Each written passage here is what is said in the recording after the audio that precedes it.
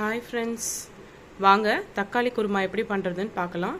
செய்ய தேவையான பொருட்கள்: வெங்காயம் 2 பெருசு கட் பண்ணி வச்சுருக்கேன், பச்சை மிளகாய் ஒரு 5 கட் பண்ணி வச்சுருக்கேன். ஏன்னா காரத்துக்கு இதில் வேறு எதுவும் ஆட் பண்ண போகிறதில்ல, அதனால் 5 பச்சை மிளகாய் கட் பண்ணி வச்சுருக்கேன்.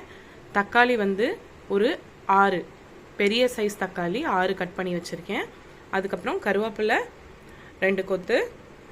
இது குருமாங்கிறதுனால அரைச்சி சேர்க்கறதுக்காக தேங்காய் ஒரு 4 பத்தை, அதுக்கப்புறம் கொஞ்சோண்டு உடச்ச கடலை ஒரு கைப்பிடி அளவு, பின்ன ஒரு பட்டை 2 கிராம்பு, கொஞ்சோண்டு சோம்பு. அடுப்பில் கடாய் வச்சு எண்ணெய் ஊற்றிட்டேன். எண்ணெய் காஞ்சோன்னே கடுகு ஒரு ஸ்பூன் போடுறேன்.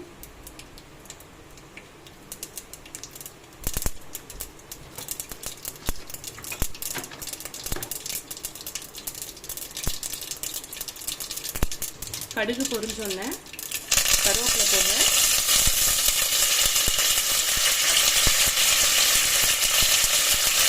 பச்சை மிளகாய்,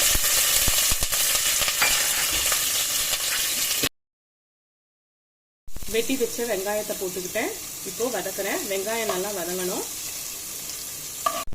வெங்காயம் சீக்கிரம் வதங்கிறதுக்காக சால்ட் ஒரு சிட்டிக்கை போட்டுக்கிறேன். வெங்காயம் நல்லா வதங்கிருச்சு. இப்போ வெட்டி வச்சிருந்த தக்காளியை ஆட் பண்ணிக்கிறேன்.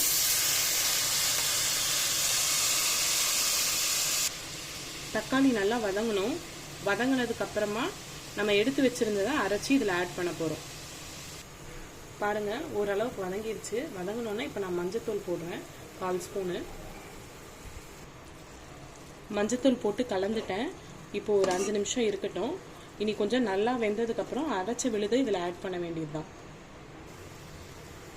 பாருங்க, நல்லா வதங்கிடுச்சு, எண்ணெய் பிரிஞ்சு வருது.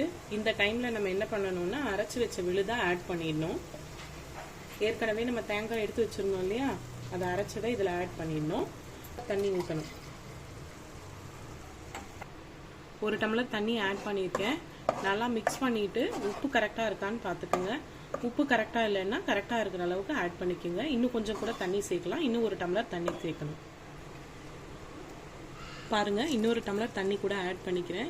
ஏன்னா கொதிக்கும் போது இது ஆப்வியஸ்லி இருக்கும். நம்ம இது போட்டிருக்க பொட்டுக்கல்ல அரைச்சி ஆட் பண்ணியிருக்கிறதுனால ஆப்வியஸாகவே இது இருக்கும். அதனால நான் இன்னொரு டம்ளர் தண்ணி ஆட் பண்ணியிருக்கேன். இது பார்க்கறதுக்கே எவ்வளோ ரிச்சாக இருக்குது பாருங்க. குழந்தைங்க ரொம்ப விரும்பி சாப்பிடுவாங்க. இது எதுக்கு நல்லா இருக்கும்னா இட்லிக்கும் தோசைக்கும் நல்லா இருக்கும். நீங்கள் ஆட் பண்ணி சாப்பிடலாம்.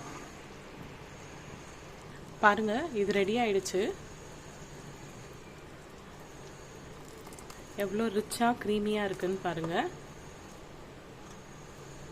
இப்போ இதை சர்வ் பண்ண வேண்டியது தான். பாருங்க, இது சர்விங் பவுலுக்கு மாற்றியாச்சு. இனி சாப்பிடலாம். லைக் பண்ணுங்க, ஷேர் பண்ணுங்க, சப்ஸ்கிரைப் பண்ணுங்க. தேங்க்ஸ் ஃபார் வாட்சிங்.